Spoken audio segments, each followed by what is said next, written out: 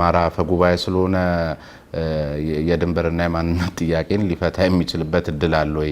አማራ አፈጉባኤ ሲሆን የሚፈታው ቢሆን ኖሮ አፈጉባኤ ሆነን ብዙ ጊዜ ቆይተንበታል ወንበሩ ላይ። የአመራር ችግር ነው የሚል ነገርም በጣም ነው የሚነሳባቸው። በእያንዳንዱ ነገር ላይ ስንገመግም ምንድነው ችግሩ ሲባል የአመራር ችግር ሆኖ እናገኘዋለን። አቶ ተመስገን በጣም አይናገሩም እንጂ በጣም ነው የሚሰሩት የሚል አቋም ያላቸው ብዙዎች አግኝቻለሁ። አንዳንዶቹ ደግሞ በዚሁ አቋማቸው ላይ ከዚህም በላይ ማድረግ ይችሉ ነበር፣ አዲስ አበባ እየተመላለሱ የሚሰሩት ነገር ነው ትንሽ የጎተታቸው የሚል ነገር ይነሳል። አንተ አልተናገርከውም እንጂ ዶክተር አብይ የላከው ኦሮሞ ነው አማራ አይደለም ምናምንም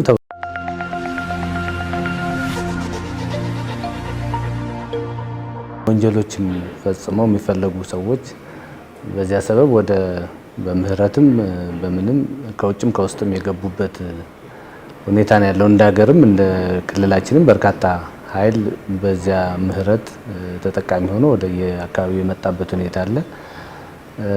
ከተወሰኑ ጊዜያት በኋላ ግን ይሄ ኃይል የለውጡ ትልቁ ሐዋርያ እኔ ነኝ፣ ስለዚህ ለውጡን ያመጣው እኔ ነኝ የሚል እና የመንግስትነት ባህሪ የመንግስትነት ሚና ለመወጣት የተደረጉ እንቅስቃሴዎች አሉ በተለያዩ አደረጃጀቶች። ይሄ በመንግስት መዋቅርም አንዳንዱ ከመንግስት መዋቅርም ድጋፍ የሚያገኝ ከጸጥታ ኃይሉም ድጋፍ የሚያገኝ እና የበለጠ ህዝቡን ወደ የመልካም አስተዳደር ብቻ ሳይሆን የመኖር ያለመኖር ህልውናም የነጠቀ እና ይሄ ጉዳይ ደግሞ ከመንግስት አገልግሎትና ከመንግስት ስራና ከመልካም አስተዳደር ወጥቶ የክልላችን ርዕሰ መስተዳድር እንግዲህ የክልል ብቻ ሳይሆን የሀገር መሪዎችን የሚያጣንበት ሁኔታ ላይ ደርሰናል ማለት ነው። እነዚህ ጉዳዮች ከአንድ ዓመት በኋላ ባደረግናቸው እንቅስቃሴዎች ህዝቡ በተለይ በአማራ ክልል በሚፈጠሩ መድረኮች ላይ የውሃ ጥያቄ፣ የመብራት ጥያቄ፣ የመንገድ ጥያቄ እና ሌሎች ጥያቄዎችን ትቶ የሰላም ጥያቄ ነበር የሚጠይቀው እና ውለን እንግባ ወጠን እንግባ፣ በህይወታችን ማዘዝ አልቻልንም፣ በንብረታችን ማዘዝ አልቻልንም የሚል በርካታ ነገሮች ተፈጽመዋል። ይሄ በሁሉም የክልላችን ከተሞች ማለት ይቻላል እንደዚህ አይነት ታሪኮች የተፈጸሙበት ነው። ከዚያ በኋላ ከአንድ ዓመት በኋላ በሰራናቸው ስራዎችና ህብረተሰቡም የሰላሙ ባለቤት እንዲሆን ባደረግነው እንቅስቃሴ እንዳልከው የአመራር መቀያየሮች እንዲህ አይነት ነገሮችን አድርገን አሁን ባለው ሁኔታ እንግዲህ ባህር ዳር ምናልባት ከዚህ በፊት መጣ ከሆነ ከ12 ሰዓት ጀምሮ ጥይት ተኩስ የምትሰማበት እና በጣም አስፈሪ የሆነ ድባብ የነበረበት ከተማ ነው። አሁን በእርግጠኝነት ፈልግህም የጥይት ድምጽ የምትሰማ አይመስለኝም። በጣም ብዙ መሻሻሎች ባለፈው የመጣው ጊዜ እንደውም በአጋጣሚ ስጠይቅ ርችት ነው በሚል ደረጃ ሁሉ ተገልጾ ግን ያ ሁሉ ጉዳይ ደግሞ በተግባር ሲሆን ምናልባት እንደውም ይሄ ሰው ያቃል እንዴ እንዳይሉኝ ሁሉ ስጋት ውስጥ ሁሉ ወድቄ ነበርና በእርግጥ ልክ ነው አሁን አልሰማውም። አዎ እና ዞሮ ዞሮ ምንድነው የህግና ስርዓት የማስከበር ጉዳይ ቁጥር አንድ አጀንዳ አድርገን ተንቀሳቅሰናል።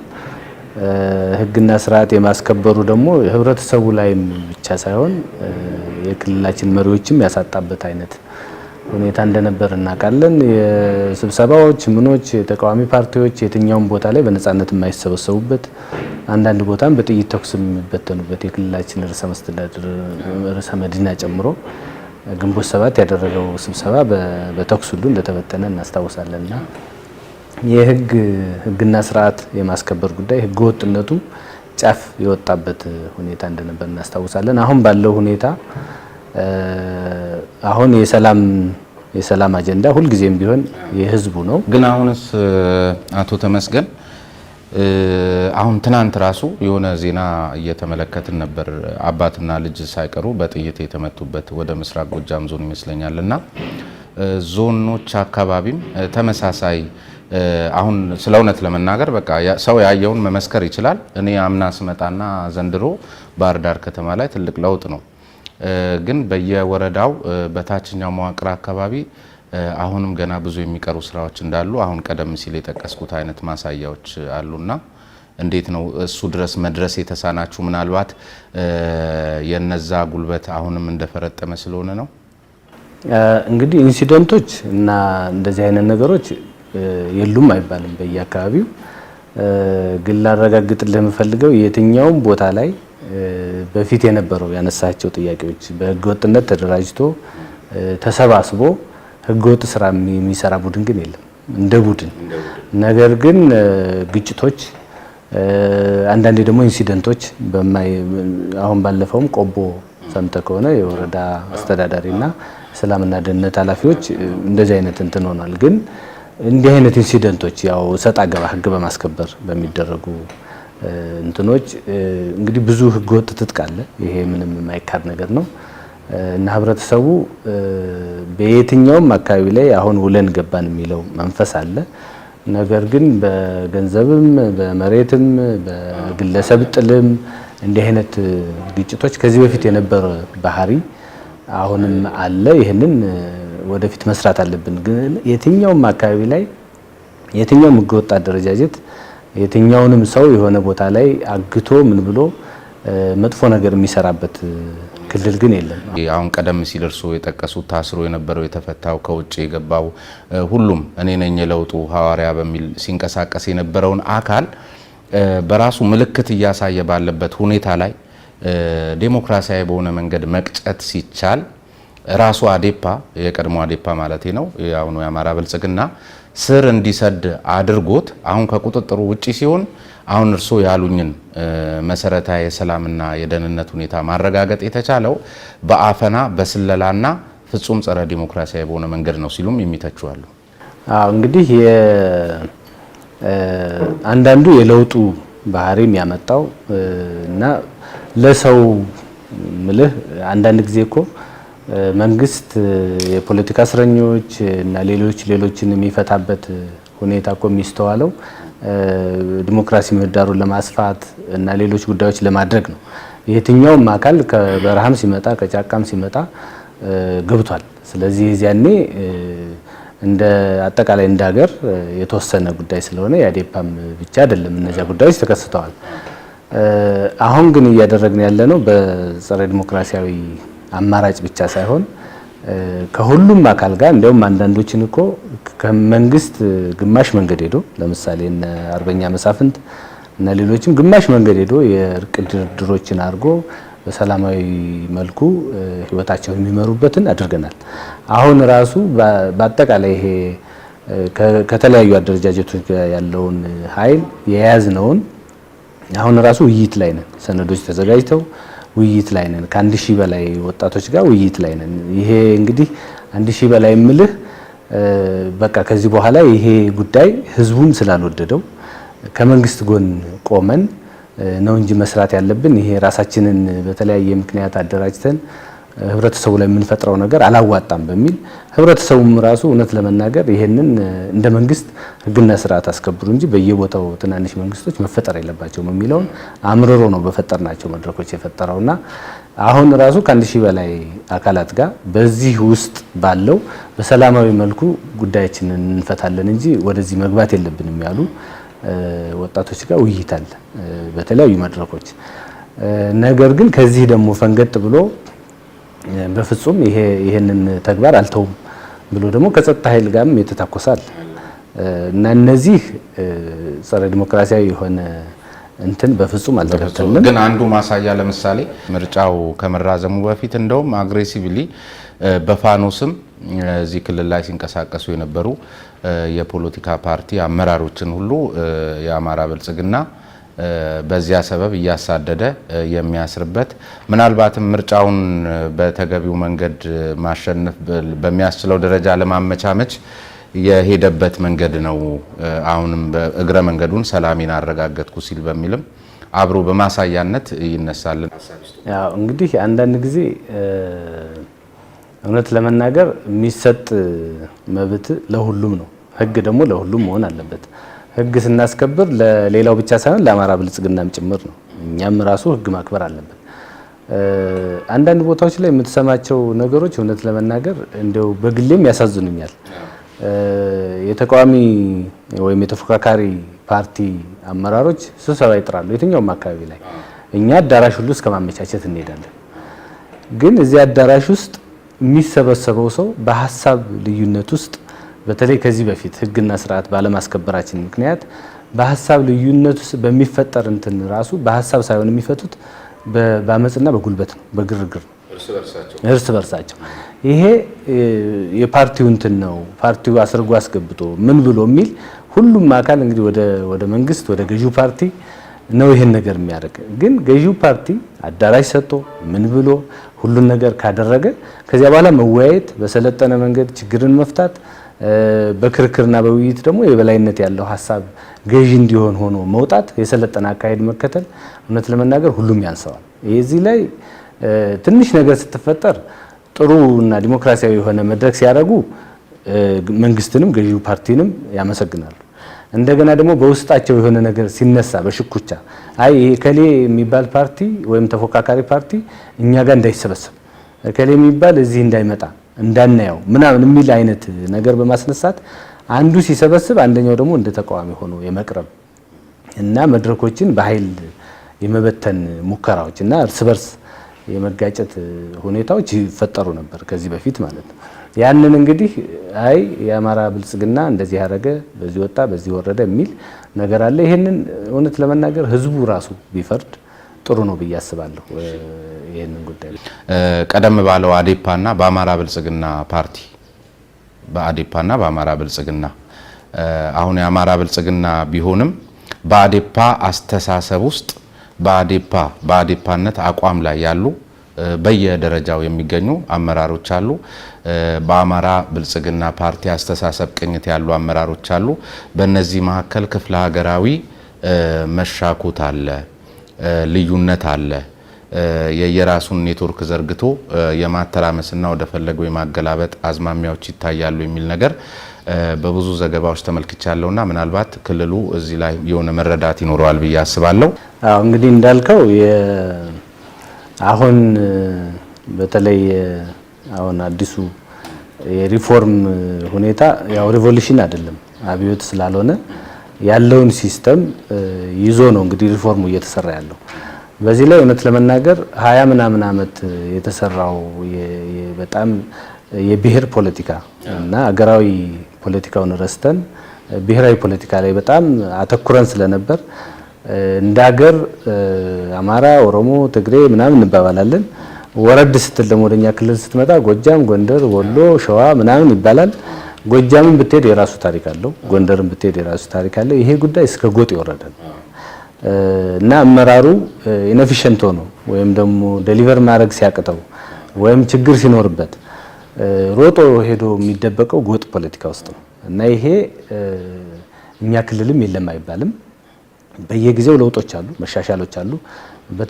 በተለይ ብልጽግና ፓርቲ ስልጠና ከሰጠ በኋላ እና አመራሩን እንደገና መልሶ የማደራጀት ስራ ከሰራን በኋላ ብዙ ነገሮችን ቀንሰናል። አሁንም ግን ከዚያ ችግር ውስጥ ሙሉ በሙሉ ወጥተናል ብለን አናምንም። አልፎ አልፎ ችግር ያለባቸው አመራሮች እያንዳንዷን ነገር ወደ ራሳቸው ጎጥ ወደ ራሳቸው አካባቢ የመውሰድ ሁኔታ አለ እና ከአማራነትም ወረድ ስትል መንደርተኝነት እና ይሄ ጎጠኝነት ፖለቲካ አስተሳሰብ ስለሆነ እስካሁን የተሰራበት አይዲዮሎጂ ስለሆነ ይህንን አስተሳሰብ ሰብረን መውጣት የሚያስችል ስራ መስራት አለብን ብለን ሁሌ እየሰራን ነው። ሰውን ደግሞ በተግባር ነው የምትመዝነው። አብዛኛው አመራር ከዚያ ዙሪት ውስጥ የወጣ ነው። አሁንም ግን ጨርሶ ሁሉ ነገር ከዚያ ነፃ ነው ብሎ መናገር አይቻልም። አስተሳሰብ ስለሆነ በየጊዜው ትግል የሚያስፈልገው ነው። በየጊዜው አስተሳሰቦችን እና የተዛነፉ አዝማሚያዎችን እያረምክ መሄድ ይጠይቃል እና ይሄ እንደ ሀገር ያለማሰብ ችግር፣ እኛም ላይ እንደ ክልል ያለማሰብ ችግር፣ ወረድ ስትልም እንደ ዞን ያለማሰብ እና እንደ ወረዳም ያለማሰብ ሄዶ ጎጥ ድረስ የሚደርስ በሽታ ስለሆነ የሆነ ነገር ሲመጣ እና ትንሽ ነካ ስታደርገው እኔ እንዲህ ስለሆንኩ ነው ብሎ ሮጦ ጎጡ ላይ የመሄድ እና ሰውም ራሱ በዙሪያው ለማሰማራት የመፈለግ እኔ እኮ ላንተ ስለታገልኩ እንዲሆንኩ ብሎ ፐብሊሳይዝ ለማድረግ እና ከህዝቡ ጋር ለማድረስ የሚደረጉ ሙከራዎች አሉ። ይህ አስተሳሰብ ሲሰራበት የነበረው የብሔር ፖለቲካ ነጸብራቅ ነው ብዬ ነው ማስብ።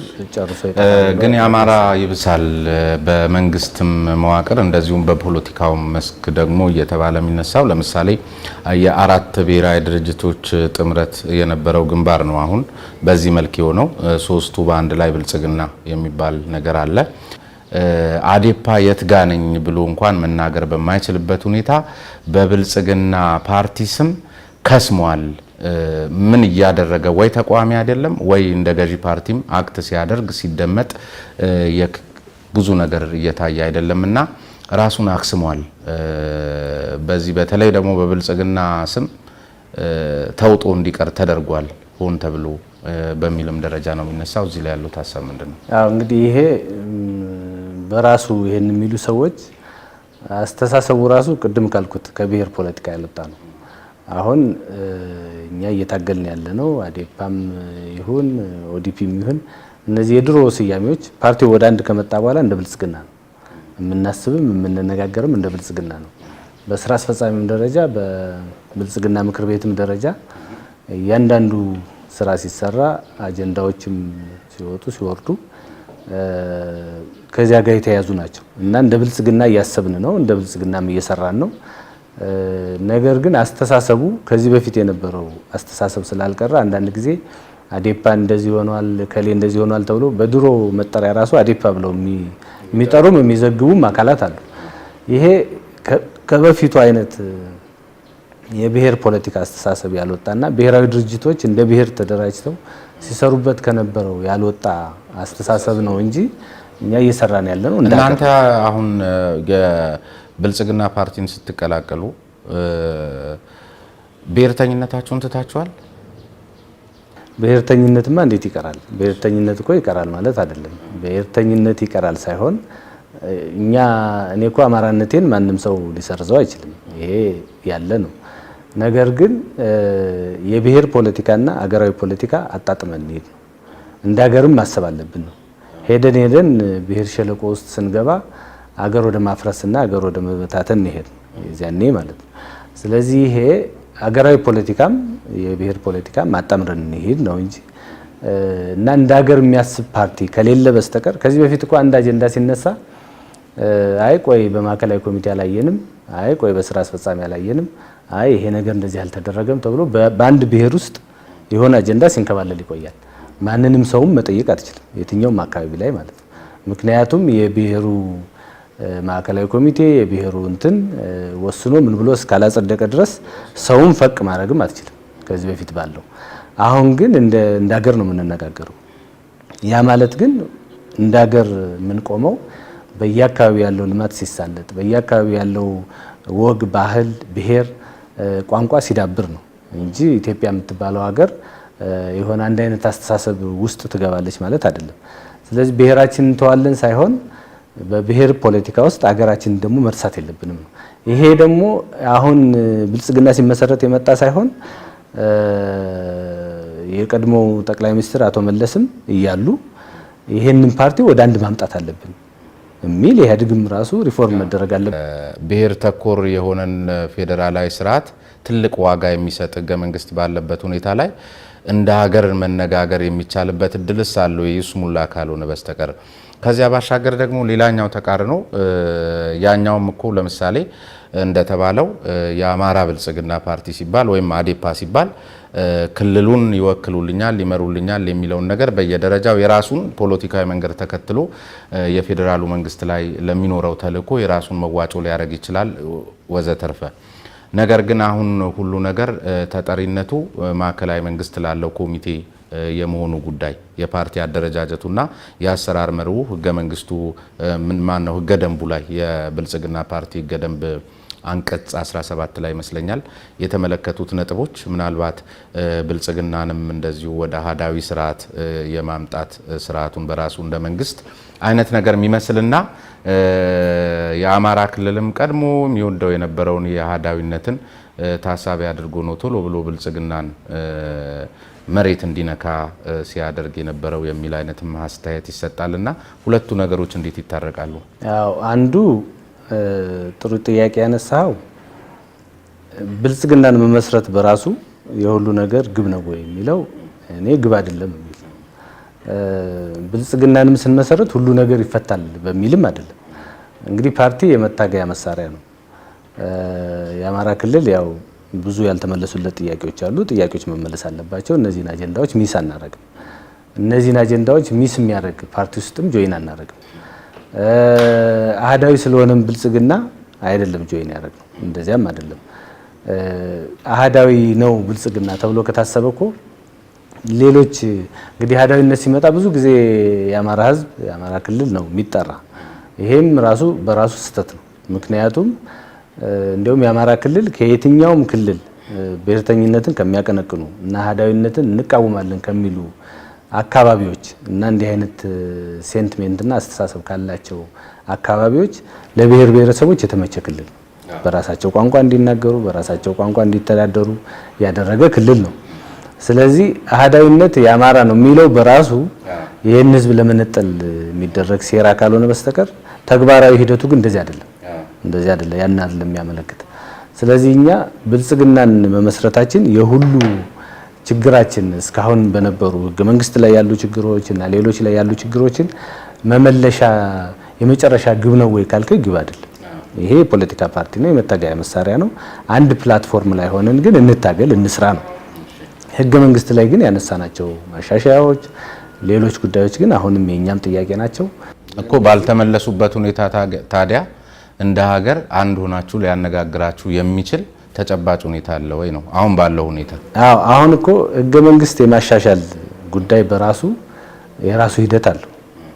ያንን ሂደት ጠብቆ የሚፈጸም ነው ብለን ነው እኛም የምናስብ። እኛም የራሳችን ጥያቄ አለን፣ ሌላውም የራሱ ጥያቄ አለው። አንዳንዱ ህገ መንግስቱ በፍጹም መነካት የለበትም ብሎ ያው ህገ መንግስታዊ ስርዓቱ ምናምን ብሎ ስልጣን ላይ ያለ ስለ ህገ መንግስት የሚናገር ከስልጣን ከወረደ በኋላ ደግሞ ህገ መንግስቱን ራሱ የሚጥስ እና ወንጀለኛ የሚደብቅ ፓርቲ ሆኗል። አሁን ብልጽግና ሪፎርም ሲደረግ ማለት ነው። አንዳንዱ ደግሞ ህገ መንግስቱ በራሱ የምንድነው የመጽሐፍ ቅዱስ ቃል አይደለም። ህገ መንግስት እንዲያውም የኛ ህገ መንግስት ቆሞ ቀር ነው። በየጊዜው ህገ መንግስት ማሻሻያ ይደረጋል። ስለዚህ ህገ መንግስት በራሱ ዝም ብሎ ተቀምጦ የሚቀመጥ ሰነድ አይደለም። ከዚህ በፊትም በተግባር የተሳሳቱ ምንድነው የተሻሻሉ አንቀጾች አሉ። የኛም ህገ መንግስት አይነካም የሚሉ ዝም ብለው ነው የሚለው አብዛኛው የብልጽግና ፓርቲ ከፍተኛ አመራሮችም አባላትም ሐሳብ ነው። ስለዚህ የጊዜ ሂደት ነው እንጂ ህገ መንግስቱ ላይ ቁጭ ብለን ተነጋግረን ህዝቡ እድሉ ለመነጋገር ሳል ወይ? በነገራችን ላይ አሁን የሚሏቸው አካላት ህገ መንግስቱ ከተነካ ዘራፍ የሚሉት እነሱ ብቻ ሳይሆኑ አሁንም በመሪነት ደረጃ ያሉት ምናልባትም የብልጽግና ሊቀመንበር ራሳቸው እኮ ለአንድ ክልል ህዝብ ስንል ህገ መንግስት የምናሻሽልበት ሁኔታ የለም፣ ህገ መንግስቱና ፌዴራላዊ ስርዓቱን ወይ ፍንክች የሚልም መልእክት ያለው ሀሳብ ያቀረቡበት ሁኔታ አለና በሂደት የሚለው ነገር እንደው ዝም ብሎ ህዝቡን እያሙኑ ለማቆየት ካልሆነ በስተቀር ነው ወይ? አሁን በከፍተኛ የብልጽግና ፓርቲና የመንግስት አመራር ላይ ያሉ አካላት ንክች ታደርጓትና በሚል ቅኝት ውስጥ ያሉ ናቸው። እርስዎ በሚሉት ደረጃ ናቸው? አዎ እንግዲህ አንዳንዴ መሪዎች እንግዲህ የተለያየ አካባቢ ላይ የሚናገሯቸውን ነገሮች ወስደን አጠቃላይ የፓርቲውና የድርጅቱ አቋም አድርጎ መውሰድ በራሱ ስህተት ነው። መሪ ንግግሩ ፊርማው ነው በሚል ደረጃ ድረስ ክቡር ጠቅላይ ሚኒስትሩ አንድ ያስቀምጠዋልና የመሪ ንግግር ፊርማው ከሆነ ደግሞ ታስቦበት ተሰልቶ መነገር አለበትና አሁን እርስዎ በሚሉኝ ደረጃ በተለያየ መልኩ የሚነሱትን እያያዝን ከተነጋገርን ስህተት ውስጥ እንወድቃለን የሚለው ያሳምናል? አዎ የኔን አቋም ነው የምነግርህ። የኔ አቋም እንግዲህ በተለያየ ጊዜ የተለያዩ ነገሮች ይደረጋሉ። ኦዲየንስ ይኖራል። አንዳንድ ጊዜ ሰዎች እንግዲህ ዶክተር አብይም ሰው ናቸው እንደ ማንኛውም ሰው ማለት መልአክ አይደሉም እና አንዳንድ ጊዜ ብዙ ሰው ከሌ ስህተት አይፈጽምም የሚል ነገር መፈጠር የለበትም እና እንዲህ አይነት አቋሞች እንዲህ አይነት እንትኖች በፍጹም ሊደረጉ አይችሉም። እኛ የአማራ ክልል ብልጽግና ፓርቲ የምናስበውና እንትን የምንለው ህገ መንግስት ውስጥ የተቀመጡ እጅግ አሳሪ የሆኑ አንቀጾች መስተካከል ያለባቸው አሉ ነው። ይሄንን እንታገልበታለን ነው። ይሄንን እንታገልበታለን የሚለው አቋማችን ደግሞ በግልጽ የሚታወቅ ነው። እንደተባለው ህገ መንግስቱን የማሻሻል ጉዳይ የጊዜ ጉዳይ ካልሆነ በስተቀር እና ሂደቱ አሁን ገና ለውጥ ላይ ገና እንግዲህ ለውጡ 1 አመት 2 አመት አካባቢ ነው። በዚህ ውስጥ ደግሞ ያሳለፍናቸውን የተለያዩ የፖለቲካ ውዝግቦች እና አንዳንድ ቁሞ ቀር ፓርቲዎች በየጊዜው የተለያየ አጀንዳ እያመጡ ብዙ ነገሮችን አራዝመው አሁን ብልጽግና ተመስርቷል። ይሄ እንደ አንድ ፓርቲ ማሰባችን አንድ ጉዳይ ነው። በዚህ ፓርቲ ውስጥ ደግሞ ታግለን የምንፈልጋቸው ማስፈጸም ደግሞ ሌላ ጉዳይ ነው። ስለዚህ አንዳንድ ጊዜ መሪዎች የሆነ ቦታ ላይ ህዝብ ሰብስበው በጣም እንትን ብለው አንዳንድ ኦዲየንስህም ራሱ ጋይድ ያደርጋል እና የሆነ ነገር ትናገራለህ። ብዙ ጊዜ ከዚህ መታረም እና ከዚህ መውጣት ያስፈልጋል። ፐርሰናሊ ማስበው እንደዚያ ነው። ማንሰራቸውን የልማት ስራዎች በጣም በርካታ ህዝብ ሲሰበሰብ ይሄ ይገባልሃል ይወጣልሃል ብለን ያው ባለፈው ጠቅላይ ሚኒስትሩ እንደተናገሩት ያስቀመጥናቸውን መሰረት ድንጋዮች ለቅመን ራሷን ጨርሳቸውም እንኳን ሰርተን ሲሉ ነበር የሆነ ጊዜ። እንዲህ አይነት ነገሮች ከሰዎች መታረም አለባቸው። እስቲ ለማገናዘብ ይረዳን ዘንድ በኋላ በስፋት እናወራበታለን።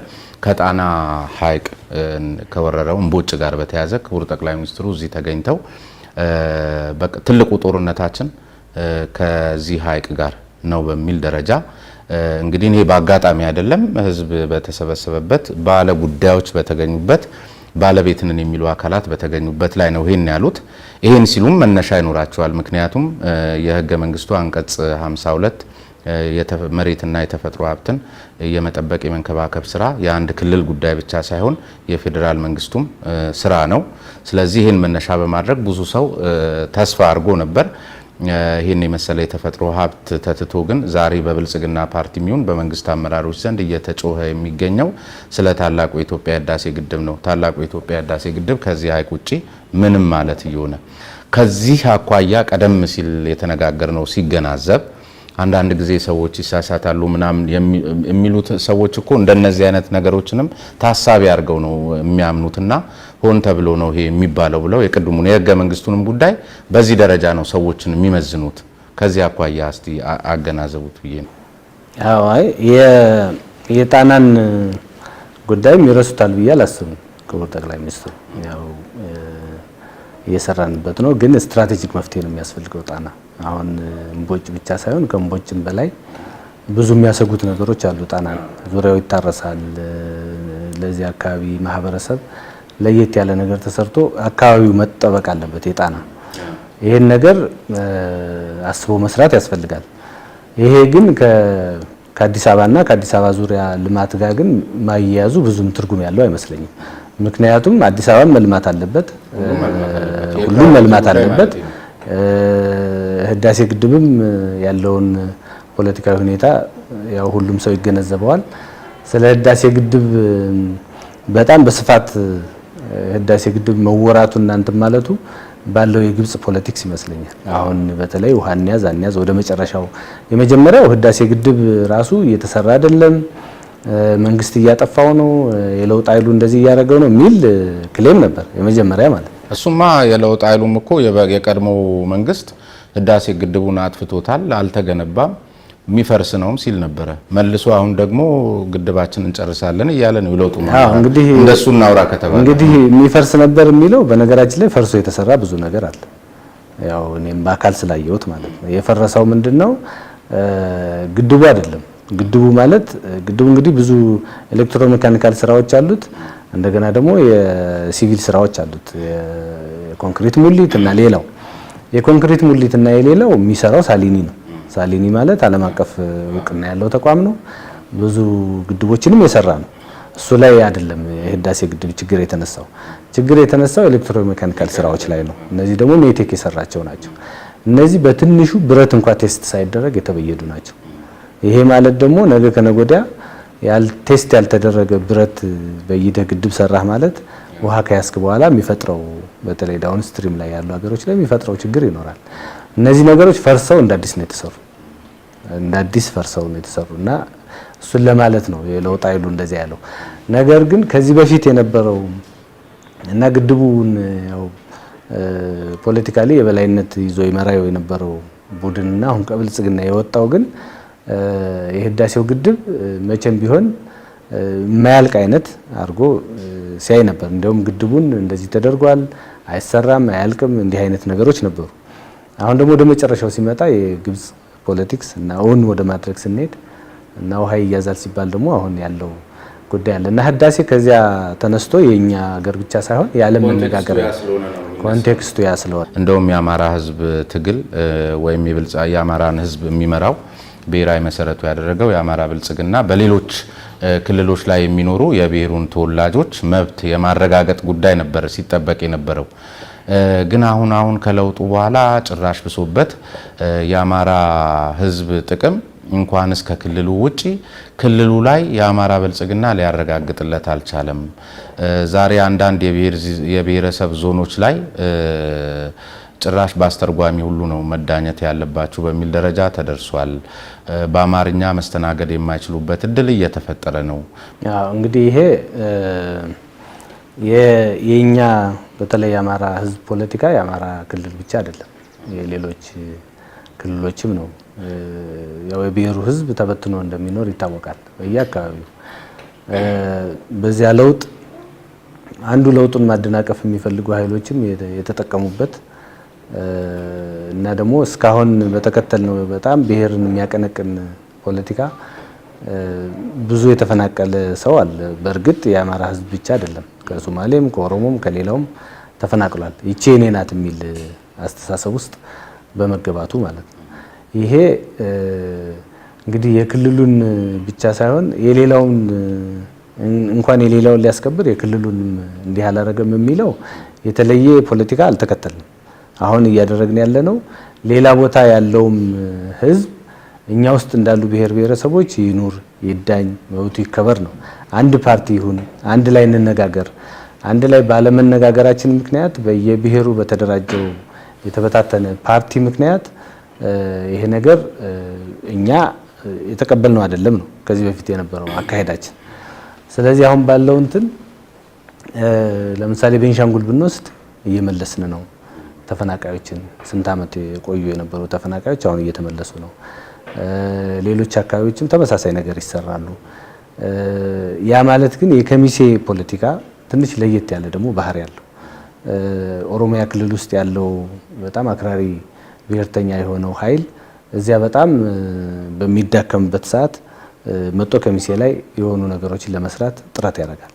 ይሄንን የሚያደርጉ እና ይሄን ደግሞ የሚደግፉ እዚያ ውስጥ ያሉ ደግሞ ቅድም እንዳልነው የመንግስት መዋቅሩ ሪፎርም ስለሆነ በአንዴም መጥራት ስለማይችል በተለያዩ ጊዜያት ደግሞ የዚያ አስተሳሰብ አቀንቃኝ የሆኑ እና እኛ መዋቅር ውስጥም ያሉ ይህንን የሚደግፉ ኃይሎች ደግሞ ይህንን የበለጠ ሊያራግቡ እና ህብረተሰብ እንዲስተናገድ ምን እንዳይል ከዚህ በፊት የነበረው ነገር ለየት ባለ ነገር እንዲታይ የሚያደርጉ ኃይሎች ደግሞ ይጠፋሉ ተብሎ አይታሰብም እና እነዚህን እያረምን እያስተካከል መሄድ አለብን። በእኛ ግምት ግን እና በእኛ ግምገማ አንዳንዱ በጣም ስም ማጥፋቶች በጣም በከፍተኛ ሁኔታ ያሉበት አመራሩን የሚያብጠለጥል አመራሩን የማያከብር እና እንዲህ አይነት እንትኖች ግን በተለይ በእኛ ክልል ትንሽ ለየት ያለ ባህሪ ያለው አክቲቪስቱም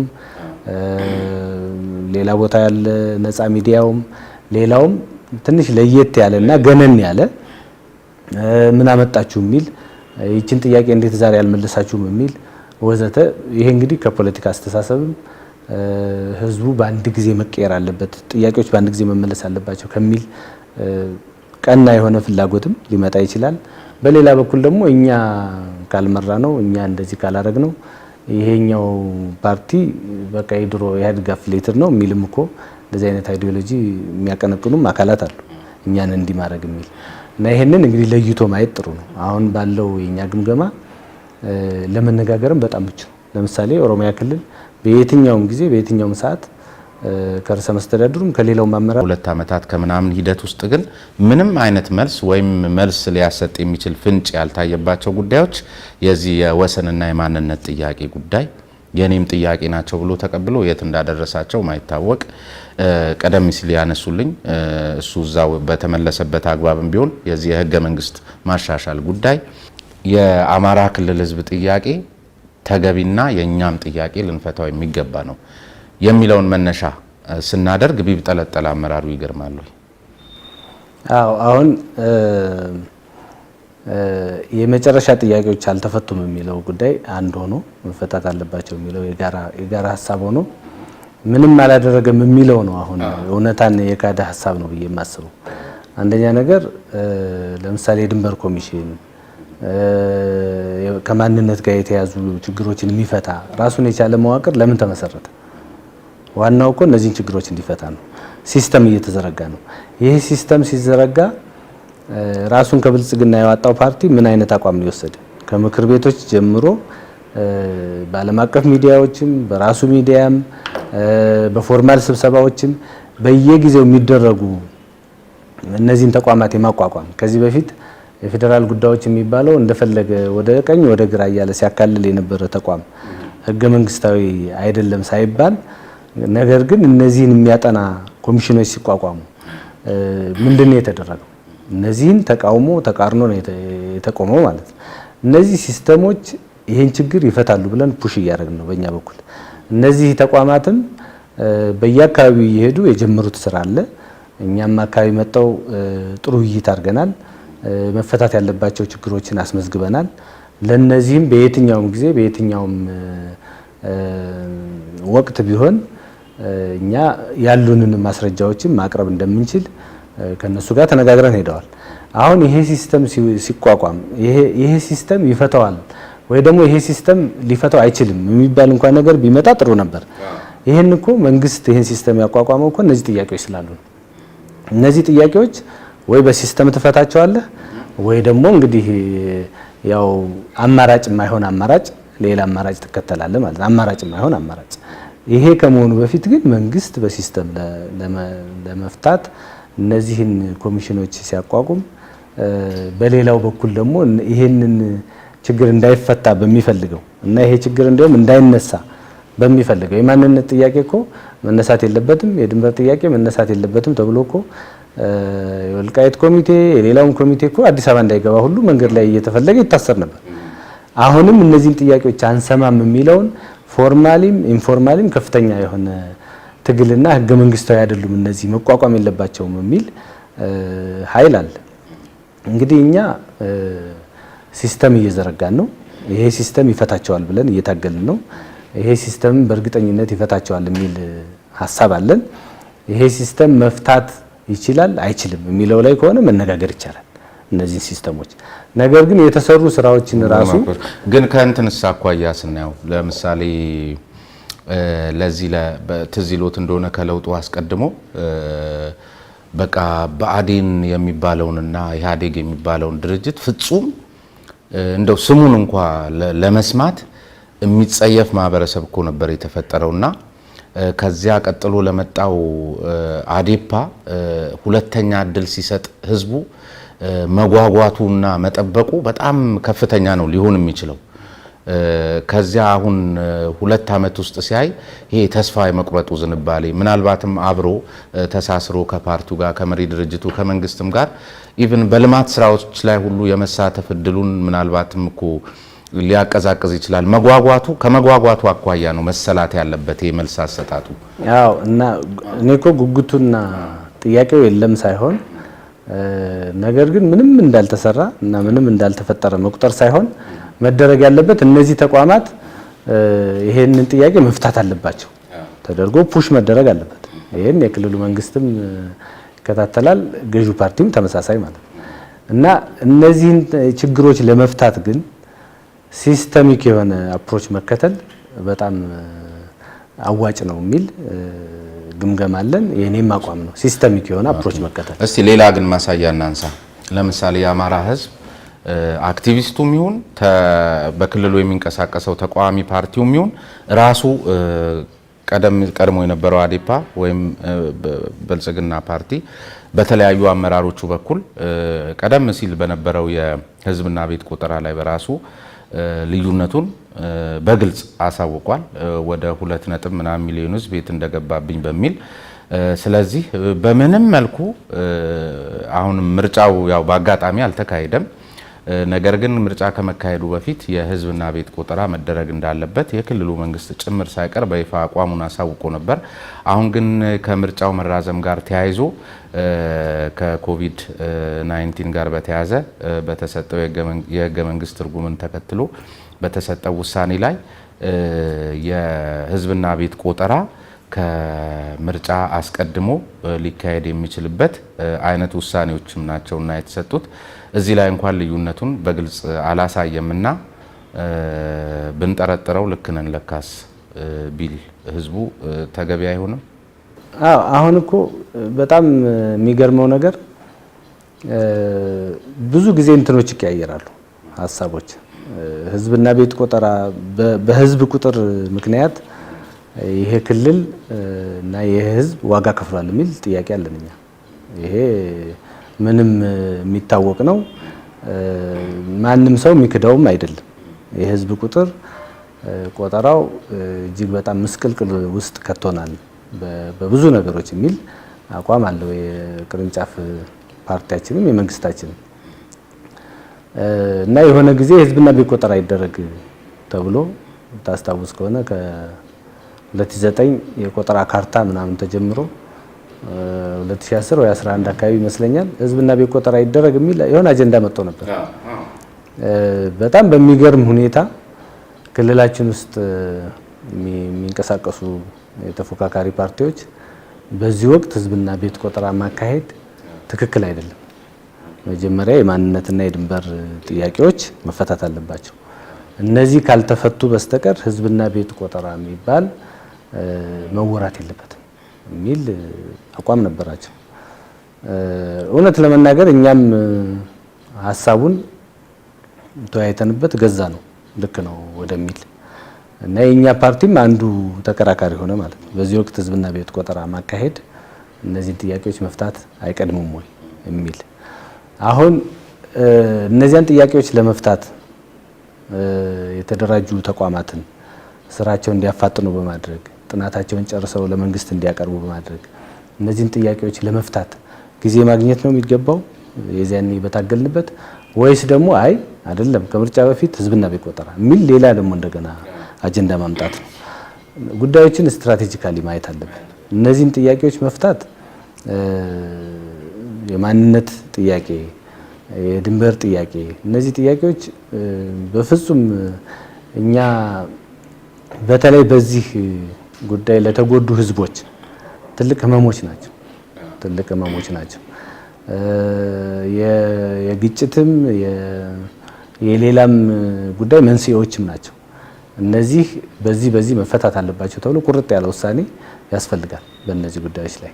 እነዚህን አድርጎ ወደ ህዝብና ቤት ቆጠራ መግባቱ ያዋጣል የሚል እንትን አለን።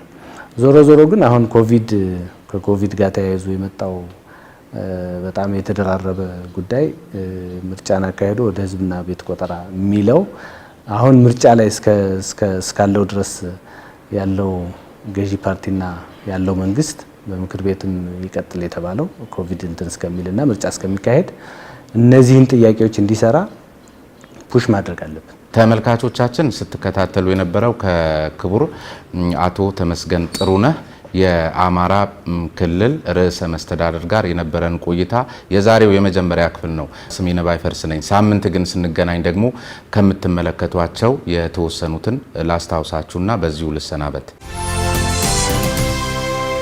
ወሳኝ ቦታ ለአማራ የሚያስፈልገው ቦታ በሚል ራሱ ቁጭ ብሎበት ራሱን እንዲዳኝ አይነት በሚመስል አግባብ ሁሉ ተቃኝቶ ሆን ብላችሁ ያን ወንበር አሳልፋችሁ በሰጣችሁ መልክ በሚያስመስል መልኩም የፕሮፓጋንዳ ዘመቻ ተከፍቶባቸዋልና እንደው እውነት ነው ወይ አማራ አፈጉባኤ ስለሆነ የድንበርና የማንነት ጥያቄን ሊፈታ የሚችልበት እድል አለ ወይ? አማራ አፈጉባኤ ሲሆን የሚፈታው ቢሆን ኖሮ አፈጉባኤ ሆነን ብዙ ጊዜ ቆይተንበታል ወንበሩ ላይ። ስለ ውለታቸው ስለ ለውጥ ላደረጉት አበርክቶ እየተደረገላቸው የሚገኘው የአማራ ልጆች እና የለውጥ ታጋዮች ግን በየወደቁበት ቀርተዋል። ክልሉ እያያቸው አይደለም የሚልም ነገር በጣም ይነሳልና ነው። እውነት ነው እንደዚህ እየተባለ ያለው ነው ወይስ ምን እያደረጋችሁ ነው? በሆኑ ጉዳዮች ላይ እኛ ጋር ያልተሰራም ሌሎች ጋር ግን የሚል ሪፈር የማድረግ ልምምድ ግን በጣም ሰፊ ነው። አቶ ተመስገን በጣም አይናገሩም እንጂ በጣም ነው የሚሰሩት የሚል አቋም ያላቸው ብዙዎች አግኝቻለሁ። አንዳንዶቹ ደግሞ በዚሁ አቋማቸው ላይ ከዚህም በላይ ማድረግ ይችሉ ነበር፣ አዲስ አበባ እየተመላለሱ የሚሰሩት ነገር ነው ትንሽ የጎተታቸው የሚል ነገር ይነሳል። ነገር ግን ደግሞ በአንዳንድ መልኩ ግለሰቦች የሚፈጥሩትን ተጽዕኖ ደግሞ መከታተል እና ተገቢ ትግል ማድረግ ደግሞ ያስፈልጋል። ምክንያቱም በግለሰቦች ምክንያት የምትጠይቀው ጥያቄ የሆነ ቦታ ላይ ሊቋረጥ እንደሚችል ማሰብ እና እነዚህን ነገሮች ደግሞ በደንብ መከታተል ግን ያስፈልጋል። ያ ማለት ግን አፈጉባኤው የሆነ ቦታ ስለሆነ እነዚህ ጥያቄዎች እንዲሆናሉ የሚል እንትን የለንም። እውነት ለመናገር አፈጉባኤዋ እዚያ በነበሩበት ሰዓት አፈጉባኤ መነሳት አለባቸው የሚል ትግል ያደርግ የነበረ የኛ ፓርቲ። ምክንያቱም ችግሮች ስላሉ እነዚህ ጥያቄዎች አልተነሱም፣ አላውቃቸውም ምናምን የሚል አይ ቲንክ ዋልታ ወይ ፋና ይመስለኛል በዘገበውም ብዙ መፋጠጦች ከኛ ክልል ተወካዮች እንደነበር እናስታውሳለን። እና ግለሰቦች መፈታት የለበትም ማውራት የለብንም የሚል ጉዳይ ውስጥ በገቡ ጊዜ እና ደግሞ በትልቅ ኃላፊነት ያሉ እና ስራ አስፈጻሚ ላይ የነበሩ ሰው እነዚህ ጥያቄዎች በፍጹም የሉም፣ ማንነትም አልተነሳም፣ እንደዚህም የለም፣ ከተነሳም እከሌ ነው የሚፈታው የሚል ወደ ሌላ ቋት ውስጥ ለማሻገርና ቅርቃር ውስጥ ገብቶ ጥያቄውም እንዳይነሳ የማድረግ ፍላጎት ያላቸው ሰዎች ሊኖሩ እንደሚችሉ ማሰብ ያስፈልጋል። ሚና የላቸውም ብሎ ግለሰቦች እንትን ማድረግ አያስፈልግም። ምክንያቱም የቆየንበት እጅግ በጣም የሚዘገንን የጎጥ ፖለቲካ ውስጥ ስለሆነ የብሔርተኝነት ላይ ብቻ ፎከስ ያደረገ ስለሆነ አገር የሚል ሌላ ህዝብም አለ የሚል ላይ ሳይሆን የኔ ጎጥ የኔ እንትን የኔ ማንነት ወዘተ የሚል እንትን ውስጥ ስለቆየን በተለያዩ እንትኖች የፌዴሬሽን ምክር ቤትን እንደ ምክንያት አነሳው እንጂ ሌሎች ቦታዎች ላይ ቢሆን ግለሰቦች ተጽዕኖ አይፈጥሩም ብሎ እንትን ማድረግ አያስፈልግም። ነገር ግን አጋጣሚ ሆኖ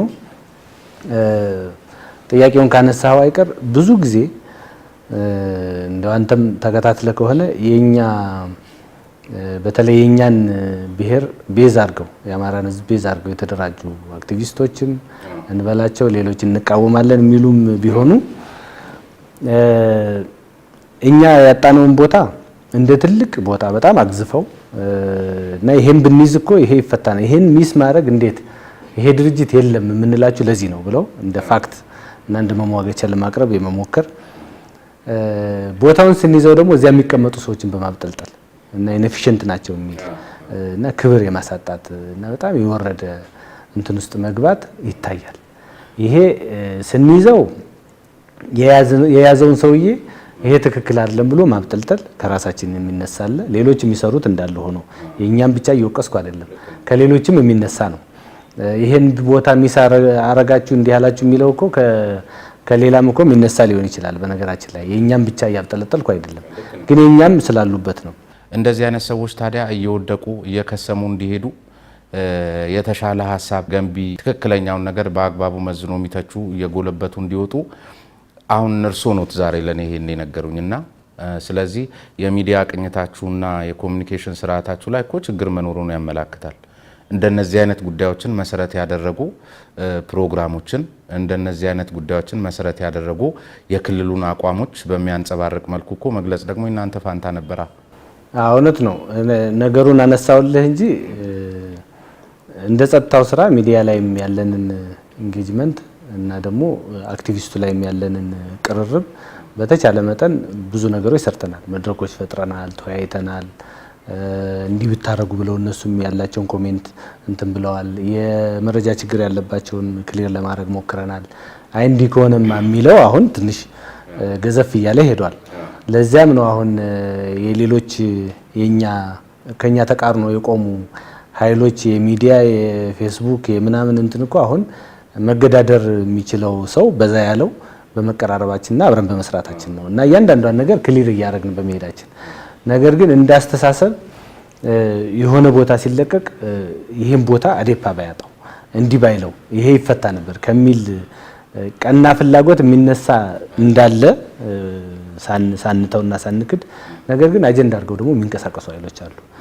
የሆነ ቦታ ሲያዝ አይ ያስቀመጡት ሰው ምናምን በሚል ሰውየው ማጣጣል፣ የሆነ ቦታ ደግሞ እንትን ሲል እንዴት ይሄ ቦታ ሚስ ይደረጋል ብሎ የማጫጫ አይነት እንትን አለ። ይሄ እንግዲህ ፖለቲካሊም እናተርፍበታለን የሚል እንትን ሊሆን ይችላል። ግን በዚህ የሚገኝ ትርፍ አለ ብዬ አላምንም። ለለውጡ ሲሉ ብዙ ያው እርሱም በዋናነት ያውቁታል፣ በርካታ መስዋዕትነቶች የተከፈሉበት ለውጥ ነው። ብዙ ወጣቶች አይናቸውን አጥተዋል፣ ወገባቸው ተሰብሯል፣ እግራቸው የተቆረጡ ኃይሎች ብዙ ናቸው። እንደ አማራ ክልልም በጣም በብዙ ደረጃ በሚገለጽ እንግዲህ የሰማናቸውን እንኳን መሰረት አድርገን ስናወራው በጣም ከባድ ጊዜ ነበረ። ነገር ግን ሌሎቹ በተለይ የለውጥ ኃይሎች ያሉባቸው ክልሎች እነዚህን አካላት የሚያቋቁሙበት የሚደግፉበት የአሰራር ስርዓት ዘርግተዋል። ስለ ውለታቸው ስለ ለውጥ ላደረጉት አበርክቶ እየተደረገላቸው የሚገኘው የአማራ ልጆች እና የለውጥ ታጋዮች ግን በየወደቁበት ቀርተዋል። ክልሉ እያያቸው አይደለም የሚልም ነገር በጣም ይነሳልና ነው። እውነት ነው እንደዚህ እየተባለ ያለው ነው ወይስ ምን እያደረጋችሁ ነው? አዎ እንግዲህ እነዚህን አካላት የመንከባከብና ድጎማ የመስጠት ጉዳይ በሌሎች ብቻ ሳይሆን በእኛ ክልልም የተሰራ ነው። ግን በሆኑ ጉዳዮች ላይ እኛ ጋር ይህ አልተሰራም ሌሎች ጋር ግን የሚል ሪፈር የማድረግ ልምምድ ግን በጣም ሰፊ ነው። ይሄ በእነዚህ ብቻ ሳይሆን በሲቪል ሰርቪሱም በሌላውም አካል ይነሳል። እነከሌ ላይ እኮ እንዲህ ነው እነከሌ ላይ ግን እንዲቀራ የሚል ከዚያ አይ እነከሌ ላይ እንዲህ ከሆነ ብለህ የሆነ ነገር ስታደርግ ደግሞ እነከሌ የሚባሉት እንዴት እናንተ እኛ እኮ ይሄን ሳናደርግ እናንተ መጥፎ ልምምድ ውስጥ ከተታችሁብን ምናምን የሚሉም አሉ። እና ዞሮ ዞሮ እኛም የአቅማችንን ለማድረግ ሞክረናል። ድጎማዎች ለመስጠት ጥረት ተደርጓል። ነገር ግን አንዱ ደግሞ በጣም አስቸጋሪው ነገር በዚህ ሰበብ ደግሞ ለመጠቀም የሚፈልግ ደግሞ በርካታ ሰው አለ። ይሄን እንግዲህ ለይቶ እንትን ማለት ያስፈልጋል። ለምሳሌ እንዲነግዱ ምን እንዲሉ ክልሉ ጋራንቲ ሰጥቶም ራሱ ብድር እስከ ማመቻቸት የተደረሳል ታክሲ። ነገር ግን የተወሰደውን ብድር እናንተን ሰርቶ ምን ብሎ በአቅም ከመመለስ ይልቅ ቶታሊ ያችን ካገኘ በኋላ ከአካባቢው ወደ ሌላ አካባቢ የሚሄድ እና ያቺ ስታልቅ ደግሞ ተመልሶ ድጎማ አልተደረገልኝም የሚል ጥያቄ የሚያቀርቡም አካላት አሉ። ዞሮ ዞሮ እነዚህን በየጊዜውም ቢሆን እንዲህ አይነት ሰዎችን መደገፍና መርዳት ማገዝ ያስፈልጋል። እነሱ ብቻ ሳይሆኑ ከሌላ አካባቢም ራሱ በፊት በነበረው ስርዓት ወደ ሌሎች አካባቢዎች ሄደው የነበሩ እና የተመለሱ አሁን ዘላቂ መቋቋም እስከሚደረግ ድረስ ለነሱም የሚሆን በየወሩ የሚከፈልበት እንዲህ አይነት ስርዓት ሁሉ አለ እና ክልሉ የሚችለውን እያደረገ ነው። ግን ይሄ በቂ ነው ብዬ አላስብም። ክልሉ ቢኖረው ከዚህ በላይም ቢያደርግላቸው እኔ ደስ ይለኛል። አንዳንድ ጊዜ እናንተም በፈጠራ በታጀበ ቅኝት ባለሀብቶቻችሁን ያው አይስጡ አይደለም ያው እንደ ሀገር እናስብ የሚለው አሰራር አለ። ግን በዚህ ሰዓት ላይ ደግሞ ያን እንትን ብሎ የነበረ አካል ማገገም ስለሚገባው በኩል ደረጃ ነው ላይ መቆምም ይጠይቃል። እንግዲህ እንደ ሀገር ለማሰብና እንደሱ አይነት ፈጠራ የታከለባቸው ባለሀብቶቻችሁን በተለያየ መልኩ ልታሰማሩ የምትችሉበትን እድል ከመፍጠር አኳያ ግን አሁን ይሄ ምንም ማንም አለው ማን የምናየው ነገር ነውና ምን ሀሳብ አለዎት? እውነት ነው። ባለሀብቶች እነዚህን አካላት በማገዝ ብቻ ሳይሆን በብዙ ነገር በነገራችን ላይ የእኛን ባለሀብቶች እንትን እያደረግን ነው እያስተባበርን ብዙ ችግሮችንም ይፈታሉ። አንዳንዶች መንገድ ሁሉ ሰርተው እስከ ማስረከብ የደረሱም አሉ።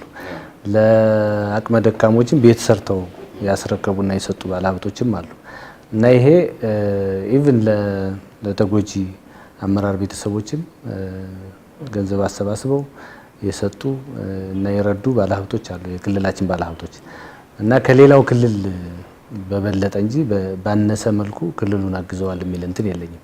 ከቅርብ ጊዜ ወዲህ የተጀመረ ልምምድ ስለሆነ ግን እንደው ከዚህ በፊት እንደዚህ ባለሀብቱን የማሳተፍ ነገር ቢኖረን ኖሮ እኮ ብዙ ችግሮችን እንፈታ ነበር የሚል ግን እንትን ውስጥ ገብተናል የሚል አስተሳሰብ ውስጥ እና አሁን ከባለሀብቱ ጋር ያለን ቅርርብ ያለን እና የነሱም እገዛ በዚህ አጋጣሚ በጣም የሚመሰገኑ ናቸው። ብዙ ባለሀብቶች በዚህ ውስጥ ተሳትፈዋል። እሺ፣ መሰረታዊ ችግሩ የክልሉ እንደ መንግስትም እንደ ብልጽግና ፓርቲም የአመራር ችግር ነው የሚል ነገርም በጣም ነው የሚነሳባችሁና ችግራችሁ ነው የብቃት የአመራር ብቃት። እንግዲህ የኛ በእያንዳንዱ እንትን ላይ በእያንዳንዱ ለምሳሌ ህብረተሰብ በሚያነሳቸው ቅሬታዎች፣ በሚፈጠሩ ግጭቶች በእያንዳንዱ ነገር ላይ ስንገመግም ምንድነው ችግሩ ሲባል የአመራር ችግር ሆኖ እናገኘዋለን። ይሄ የኛ ክልል ብቻ ሳይሆን ሌላ ክልል ላይም የሚደረግ ኤክስፒሪየንስ ነው። እንደ ብልጽግናም ስንገመግም አመራሩ ከተስተካከለ ደግሞ ሁሉ ነገር እንደሚስተካከልም አይተናል። ስለዚህ አመራር ከአመለካከት ጋር ሳይሆን ከብቃት ጋር እንግዲህ ብቃት አንጻራዊ ነው። ብቃት አንድ ሰው ላይ ያለም አይደለም። በየቦታው ኮሌክቲቭ ሊደርሺፕ ካላረጋገጥክ የግለሰቦች ብቃትም የትም ያደርሳል ብዬ አላስብም። ስለዚህ በየአካባቢው በርካታ አመራር አለ። አመራሩ እርስ በርሱ ተዋህዶ እርስ በርሱ ተግባብቶ የሚሰራበት አካባቢ ላይ የተሻለ እንቅስቃሴ ታያለ። አመራሩ ደግሞ እርስ በርሱ የማይግባባበት ነገር ላይ ደግሞ እንደዚያው ስራዎች ሲዝረከረኩ እና ወደ ኋላ ሲቀሩ ታያለ። ስለዚህ የግለሰብ ብቃት አይደለም የሚለካው አጠቃላይ ክልሉ ውስጥ ያለው አመራር ከታች እስከ ላይ ተዋህዶ መስራትና መሳቡ ላይ ነው የሚተቸው እና ልክ በየደረጃው ያለውን አመራር እንደ ሰራዊት ጀነራል መለካት አለብህ ማለት ነው። እሱ የሰራዊት ጀነራል የሚለካው የሆነ መሳሪያ ይዞ ብቻውን በመዋጋቱ አይደለም የሚለካው በስሩ ያሉትን ሰራዊቶች አንቀሳቅሶ የሚፈልገውን ጠላት ማሸነፍ ሲችል በዚያ ነው የሚለካው የጀነራል መለኪያ እና በየደረጃው ያለው ከቀበሌ ጀምሮ ወረዳ፣ ዞን እና ክልል ያለው አመራር በእኛም ራሱ አንዳንድ ዞኖች ላይ በደንብ ተደራጅቶ የሚሰራበት እና የሚግባባ አመራር ባለበት አካባቢ ላይ የተሻለ ስራ ይሰራሉ ተናበው። እርስ በርስ ደግሞ መቆራቆስ ያለበት አመራር ሲኖር ደግሞ ስራ ሲያዝረከርክ እና ስራ ሲያንጠባጥብ ታያለህና የአመራር ችግር ነው የሚለው በግለሰቦች የሚመጣ አይመስለኝም። በየደረጃው ባሉ የአመራር ውህደት ላይ እና ጥምረት ላይ ያለው ከለውጡ ጋርም ተያይዞ ቅድም ያነሳናቸው ብልጽግናዊ አስተሳሰብ ይዞ ከመስራት ይልቅ አንዳንድ እንዲህ ወጣ ያሉ ችግሮች ያሉበት አመራር ባለበት አካባቢ ላይ ስራን የሚጎትት እንቅስቃሴ ይፈጠራልና የአመራር ችግር የሚለው ከዚያ የመጣ ይመስለኛል። ይሄ የኛም ግምገማ ነው። ከተማሪዎች እገታም ጋር በተያያዘ ክልሉ ላይ እስካሁን አሉባልታው ይሁን ትችቱ አልተቀዛቀዘምና እዚህም ላይ አንድ ነገር እንዲሉ የምፈልገው ሲጀመር መረጃው በጣም የተምታታ ነው። በፌዴራል መንግስት በክልሉም እንደገና ክልል ውስጥም ሆኖ የተለያዩ አመራሮች የሚሰጧቸው እርስ በርሱ የተጣረሰ ምናልባትም በህዝብ ላይ ያላችሁ አመኔታ በጣም እንዲቀንስ ካደረጉ ጉዳዮች አንዱ ይሄ ይመስላል። እዚህ ላይ በጣም መሰረታዊ የሆነና ህዝቡ ሊገነዘበው የሚገባም ከሆነ ሊገነዘበው የሚገባውን በእናንተም በኩል ያለውን እውነታ ቢነግሩኝ ጥሩ ነው። ምክንያቱም ማንም ሰው በዚህ ጉዳይ ላይ ምንድነው ያለ እውቀት ቢባል የተስተካከለ ነገር እየሰጠ አይደለም። በዛም በዚህም ሌላ ነው የሚባለው። ያው እንግዲህ ድርድር ላልከው ያው ውይይት በሚል ብትወስደው መልካም ነው። ያው እንግዲህ ከሀገር ሽማግሌዎችም ከአካባቢው አስተዳደርም ከፌዴራል መንግስትም በየጊዜው የተለያዩ ውይይቶች ተደርገዋል በዚህ ጉዳይ ላይ እና የኛ ክልል አቋምም ዞሮ ዞሮ ለዚህ ምላሽ መሰጠት አለበት የሚል ያው ፌዴራል መንግስት ይሄን ጉዳይ ይዞ እየሰራበት ነው።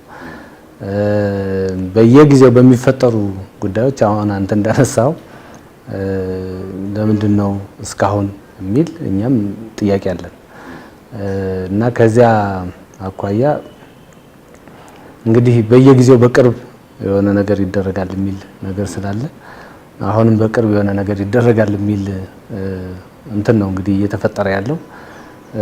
እውነት ለመናገር ይሄ ጥያቄ እንግዲህ የተፈጠረበት አካባቢም የተፈጠረበት ዩኒቨርሲቲም ያው ሁላችንም እዚያ ምዕራብ አካባቢ ያለውን የጸጥታ ጉዳይ ከጊዜ ወደ ጊዜ መሻሻል አለ የሚል እንትን ቢኖርም ግን ለዚህ የመጨረሻውን ልባት እስካልተሰጠ ድረስ ሰው የተለያየ ነገር ማንሳቱ አይቀርም፣ የተለያየ ጥያቄ መጠየቁ አይቀርም።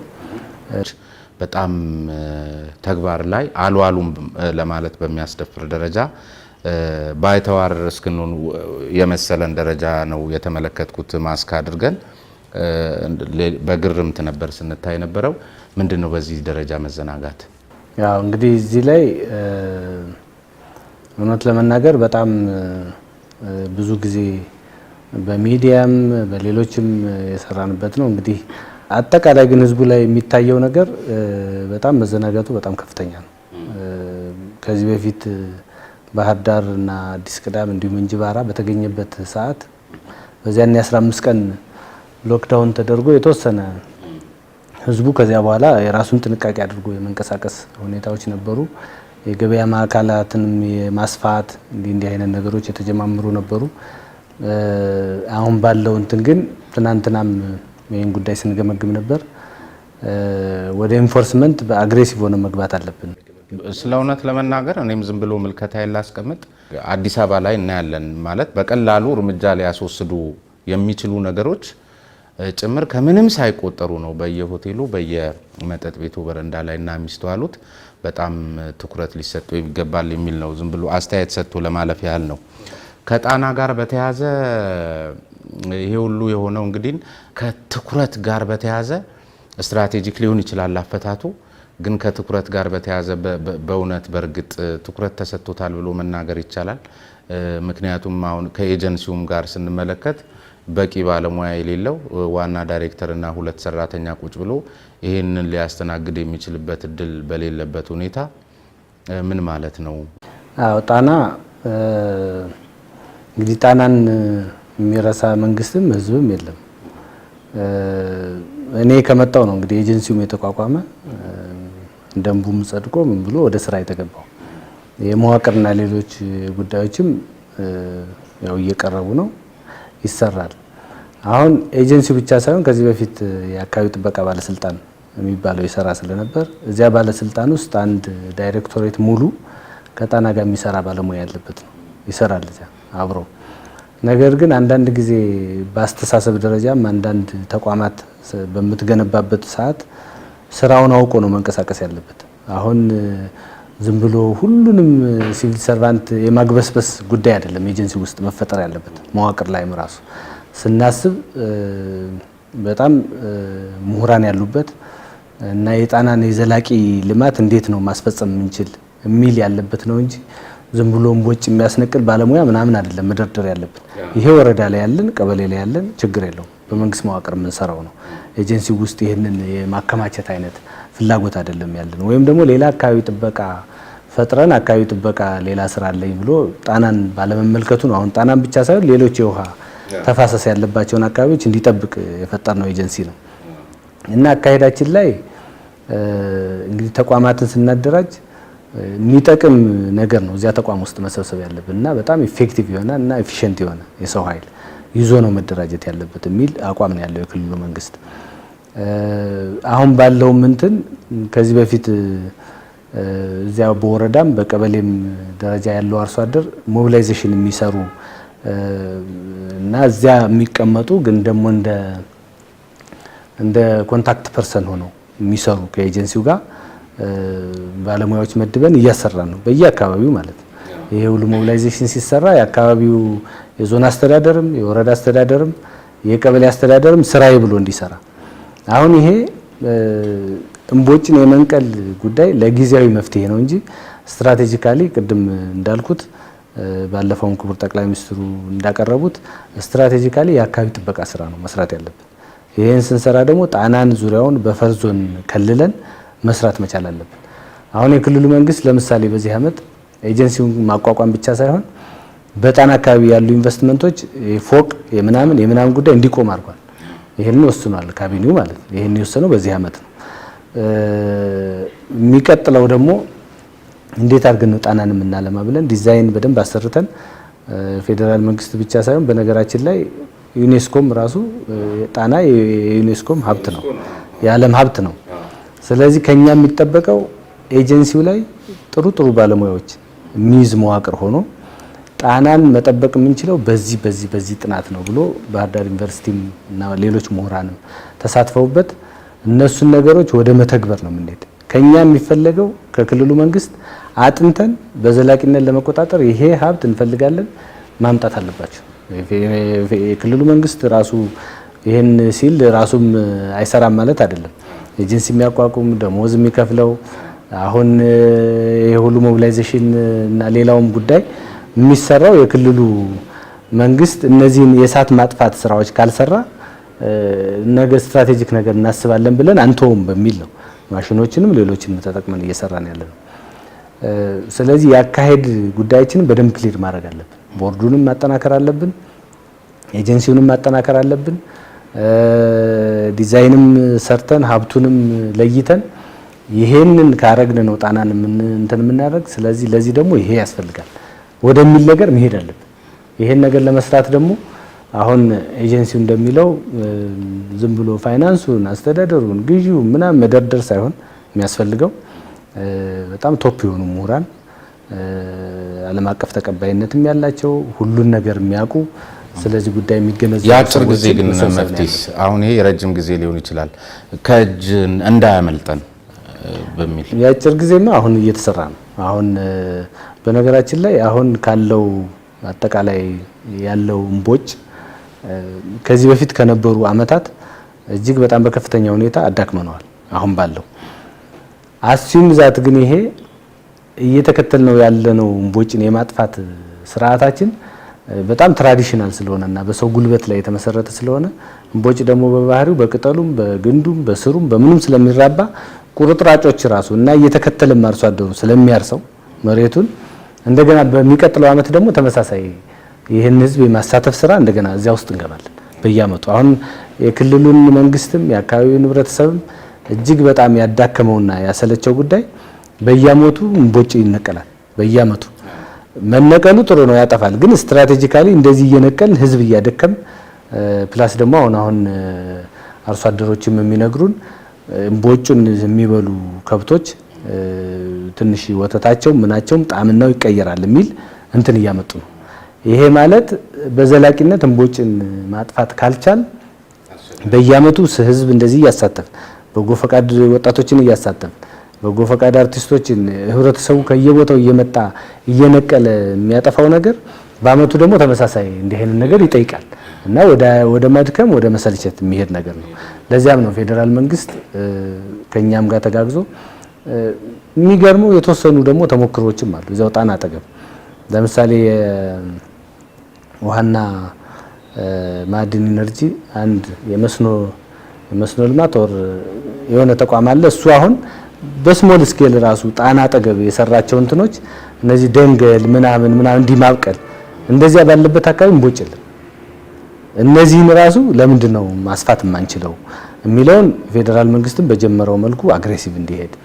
ሁለተኛ ነገር እኛም የአካባቢ ጥበቃ ስራውን ጣና ዳር ብቻ ሳይሆን ሌሎች አካባቢዎች ላይ የጉናን ተራራም ይዞ እና ሌሎች ለጣና መጋቢ የሆኑ ወንዞችን ይዞ አፈር ወደዚያ ተሸርሽሮ እንዳይገባ የማድረግ ጣና ራሱ እየሸሸ የሚያርሱ አርሶ አደሮች ደግሞ ዘላቂ መቋቋሚያው እንዴት እናድርግ የሚለውን ነገር ተነጋግረን የጋራ ስራ ካልተሰራበት በየአመቱ የሚያደክም ስራ ውስጥ እንገባለን። በየአመቱ ደግሞ አጀንዳ ይፈጠራል።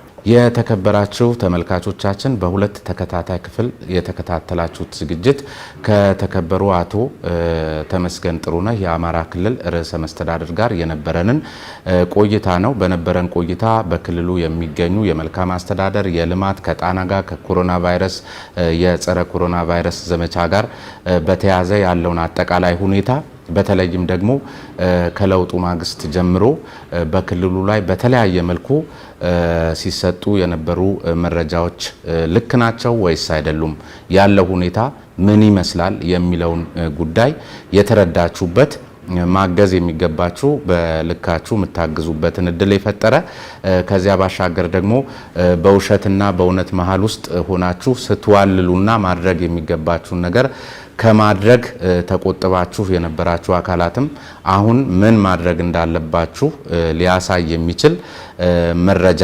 ያገኛችሁበትን እድል የፈጠረ ዝግጅት ይመስለናል። ካላቸው ሰዓት አኳያ ከጊዜ ጋርም በተያያዘ እንግዲህ የተወሰነውን ነው። አሁንም ወደፊት ደግሞ የአማራ ብልጽግና ፓርቲ እድሜው እየጎለበተ ሲመጣ ዛሬ ላይ ካደረግነው ቃለ መጠይቅ ተነስተን ምን ሰራችሁ ብለን ደግሞ ወደ አቶ ተመስገን ቢሮ ተመልሰን ጉራ የምንልበት እድል የሚፈጠር ይመስለኛል። እሳቸውም ፈቃዳቸው እንደሚሆን እርግጠኛ ነኝ። እዚህ ድረስ ተገኝተን በዚህ መልክ ጊዜዎትን ሰጥተው ስላስተናገዱን በመላው የዋልታ የነጻ ሀሳብ ተመልካቾች ስም ከልብ